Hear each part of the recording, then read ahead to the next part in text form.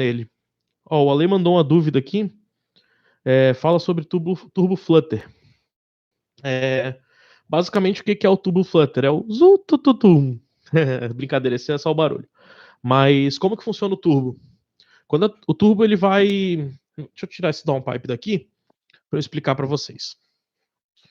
Quando a gente gira, os gases do escape do carro vão girar a parte quente, que é essa parte de trás.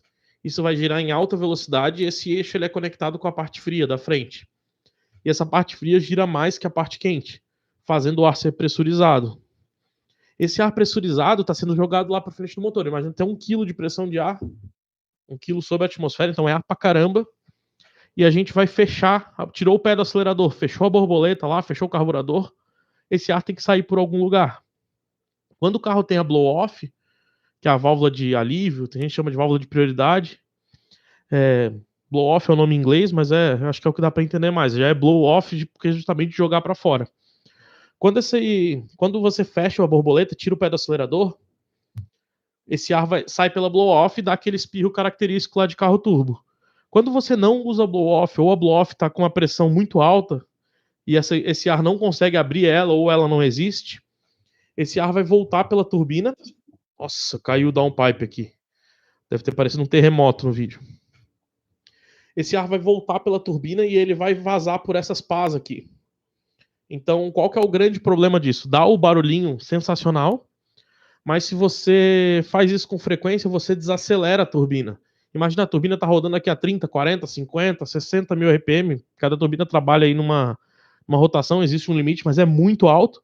Imagina você parar no sentido contrário, jogar todo esse ar de volta. Esse impacto, principalmente num carro que trabalha com muita pressão, pode quebrar essas pás, pode gerar folga nesse eixo da turbina, porque ele vai sair de centro, ele vai tomar uma pancada muito forte. Mais que o barulho é sensacional, E aí, o que vai definir o barulho? Por exemplo, tem carro que faz só um espirro feio e não faz o tu-tu-tu lá bem, que todo mundo quer de um JZ.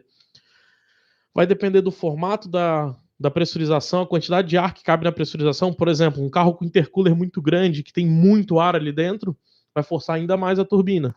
E o filtro de ar que está sendo colocado aqui na boca dessa turbina, então se vai ter uma admissão aqui, se vai ter um filtro, influencia bastante também. Normalmente, quando a turbina está só aberta, sem filtro de ar, esse efeito diminui. Se vocês verem carro JDM, que usam JZ, normalmente o pessoal usa uns filtros que tem uma gradinha, os filtros meio redondos, esse tipo de filtro ajuda bastante a fazer flutter. Então é meio do gosto, assim. O pessoal gosta, vai usar flutter, é bacana. Tem o risco de diminuir a vida útil da turbina, com certeza vai.